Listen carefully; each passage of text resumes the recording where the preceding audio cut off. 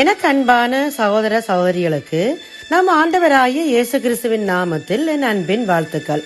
இன்றைய நாள் செய்திக்கான வார்த்தை கலாத்தியர் 6:9 நன்மை செய்கிறதில் சோர்ந்து போகாமல் இருப்போமாக. ஏனென்றால் நன்மை செய்யவும் தான தர்மம் பண்ணவும் மறவாதிருங்கள், இப்படிப்பட்ட பலிகளின் மேல் தேவன் பிரியமாயிருக்கிறார் என்று எபிரேயர் 13:16 கூறப்பட்டு இருக்கிறது. நன்மை செய்து கெட்டவர் என்று யாருமே கிடையாது. நம் ஆண்டவராகிய இயேசு கிறிஸ்து நன்மைகள் செய்கிறவராக எங்கும் சுற்றி திரிகிறவர். ஒருவனுக்கும் தீமைக்கு தீமை செய்யாதிருங்கள் என்று சொன்ன இயேசு தனக்கு தீமை செய்தவர்களுக்கும் நன்மையே செய்தவர்.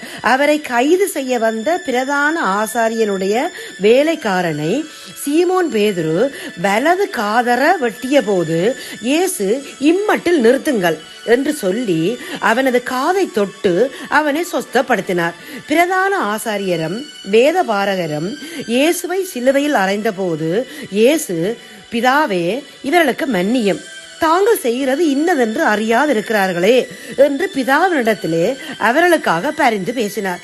அவர் தீயோர் மேலும் நல்லோர் மேலும் தமது சூரியனை உதிக்க பண்ணி நீதியுள்ளவர்கள் மேலும் அநீதியுள்ளவர்கள் மேலும் மழையை பெய்ய பண்ணுகிறார். எனவே நாமும் அவரை முன்மாதிரியாக கொண்டு நன்மை செய்கிறதில் சோர்ந்து போகாதிருப்போமாக.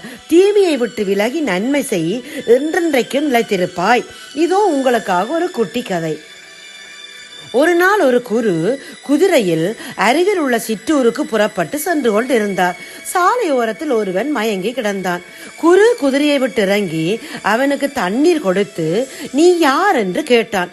அவன் பக்கத்து ஊருக்கு செல்ல வேண்டும், பசியால் மயங்கி விழுந்து விட்டேன் என்றான். குரு இரக்கம் கொண்டு அவனை குதிரை மீது அமரச் செய்தார். குதிரையில் அமர்ந்ததும் அவன் குதிரையை அடித்துக்கொண்டு வேகமாக சென்று விட்டான். அவன் திருடன் என்பதையும் தான் ஏமாற்றப்பட்டதையும் குரு அறிந்தார். இன்னும் ஒரு குதிரை வாங்குவதற்காக குரு குதிரை சந்தைக்கு சென்றார். அங்கு அந்த திருடன் குதிரையை விட்டு கொண்டு இருந்தான். குரு அவனை அழைத்து, யாரிடமும் எதையும் சொல்லாது என்றார். அதற்கு திருடன், இவர் ஏமாந்தது யாருக்காவது தெரிந்தால் தனக்கு அவமானம் என்று நினைக்கிறாரோ என்று தன் மனதில் நினைத்தான்.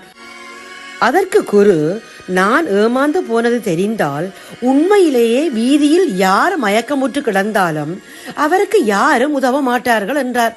குருவின் பெருமையை நினைத்து தலை குனிந்தான் திருடன். இந்த கதையிலே வந்த அந்த குருவை போல நாமும் நன்மை செய்கிறதில் சோர்ந்து போகாது, நன்மை செய்கிறதில் தளர்ந்து போகாதிருந்தால் ஏற்ற காலத்தில் அறுப்போம்.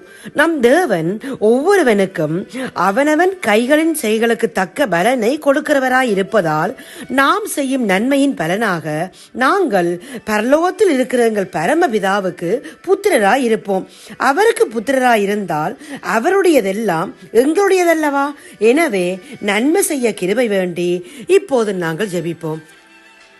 எங்களை அதிகமாய் நேசிக்கிறங்க நல்ல தகப்பனே, இந்த நாள் வார்த்தைக்காக உமக்கு சோத்திரமப்பா.